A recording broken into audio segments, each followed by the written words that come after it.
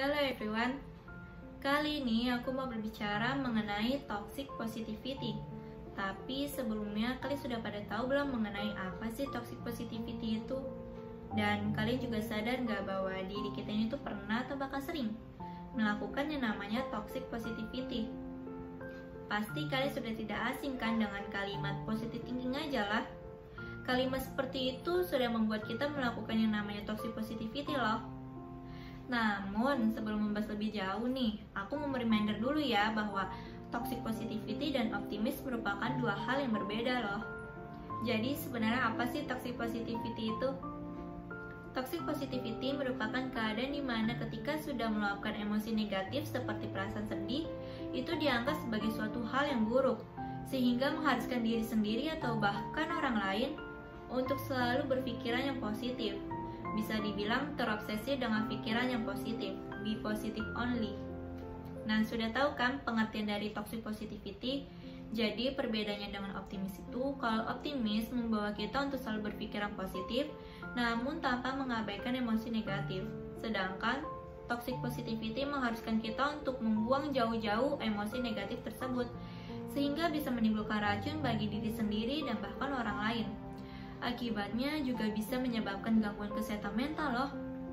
Tak heran banyak orang yang mengalami stres hingga bahkan depresi karena mereka melakukan yang namanya toxic positivity.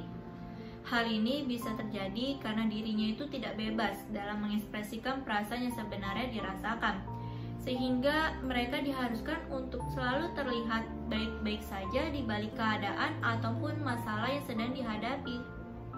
Nah, mungkin kalian memang masih belum mengetahui toxic positivity ini.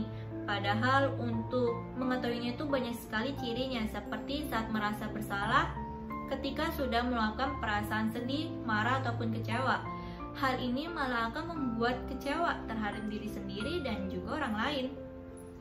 Selain itu, saat kita dihadapkan dengan kondisi teman kita yang sedang bercerita mengenai keadaannya, lalu kita meresponnya dengan mengatakan untuk menyuruhnya selalu berpikiran yang positif, dimana kita mengatakan kalimat yang mengandung toxic positivity seperti dibawa santai aja lah, gak usah berlebihan, positive thinking aja. Nah, hal ini bukannya mengurangi masalahnya, tapi malah akan memperparah emosi perasaannya loh. Padahal saat kita dihadapkan dengan kondisi tersebut, cukup menjadi pendengar yang baik dan lebih berempati lah terhadap perasaannya. Ini sudah lebih baik dibanding kita melakukan yang namanya toxic positivity. Nah, pasti kalian tidak mau kan terjerumus dalam toxic positivity, dan aku pun pernah melakukan yang namanya toxic positivity. Dan cara aku untuk keluar pastinya dengan menerima serta memahami perasaan yang sebenarnya dirasakan. Ini akan jauh lebih baik ketika kita tidak mengelak sama sekali perasaan yang sebenarnya dirasakan. Hal ini juga akan berdampak baik terhadap kesehatan mental kita.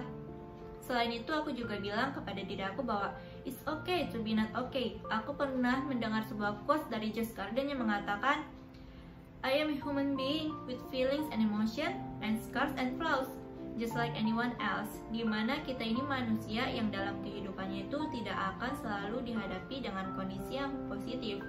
Akan ada masanya kita dihadapi dengan situasi yang membuat emosi negatif kita itu muncul. Dan ya, it's okay, itu adalah hal yang wajar. Kita tidak perlu mengelak sama sekali. Memang berpikiran positif itu adalah hal yang baik, hanya saja jangan berlebihan sehingga tidak terjerumus dalam toxic positivity. Dan ya, cobalah untuk lebih berempati terhadap perasaan diri sendiri dan juga orang lain. Sekian dan terima kasih. See you.